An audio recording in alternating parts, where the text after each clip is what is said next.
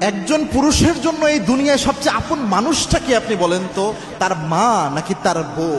অনেকে বলতে পারে, আরে কোথায় আমার মা, কোথায় আমার বউ?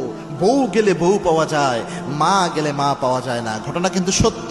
তবে আরেকটা হিসাব আপনি বুঝেন নাই, হিসাবটা একটু অনুভব করেন, তাহলে বুঝতে পারবেন এটা কত মারাত্মক হিসাব। এটা আমার কয়েকটা অভিজ্ঞতার আলোকে আমি বলছি। এটা সত্য, একজন মায়ের অস্তিত্ব, মা ছাড়া তো একজন ছেলের অস্তিত্বই থাকে না প্রিয় ভাইরা। মা না থাকলে আমরা কোথায় থাকতাম? ছোট্টবেলায় মা আমাদের যেইভাবে আদর করে ধীরে ধাপে ধাপে বড় করেছে, আর এই মা আমাদের জান্নাতে যাওয়ার শ্রেষ্ঠ মাধ্যম। মা হচ্ছে মাথার তাজ, তবে স্ত্রী হচ্ছে হৃদয়ের রানী। কাউকে আপনি ফেলে দিতে পারবেন না।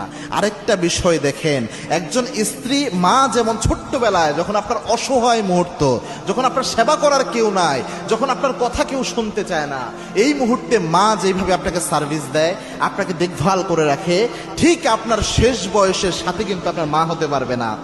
এর কারণ হচ্ছে আপনার মা হয়তো জমিন থেকে বিদায় হয়ে যাবে, কিন্তু যখন আপনি বৃদ্ধ অবস্থায় চলে যাবেন, আপনার ছেলেরা যখন তাদের ফ্যামিলি নিয়ে ব্যস্ত থাকবে, তার স্ত্রী সন্তান নিয়ে ব্যস্ত থাকবে, আপনার মেয়েরা যখন তার পরিবার নিয়ে ব্যস্ত থাকবে, আপনার আত্মীয় স্বজন সবাই সবার পরিবার নিয়ে ব্যস্ত, ওই আপনার বৃদ্ধ অবস্থায় আপনার দুই একটা কাজ করে দেওয়া, আপনার মনের কথাগুলো শোনা, একজন ব্যক্তিকে আপনি পাশে পাবেন, যেটা আপনার রক্তের সম্পর্ক, কাউকে আপনি ওইভাবে কাছে পাবেন না।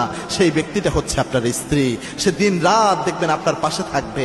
যদি আপনি দেখেন যে আপনি কখনো কষ্টে রয়েছেন, কাউকে আপনি সেবার জন্য না পেলেও, আপনার স্ত্রী যদি বয়স্কাও হয়ে যায়, তার সামর্থ্যের আলোকে সর্বোচ্চ চেষ্টা করবে, আরে আমার স্বামীটা সারা জীবন আমাকে কেয়ার করেছে, আমাকে আগলে রেখেছে, আমার স্বামীটাকে আমি এই সেবাটা করি।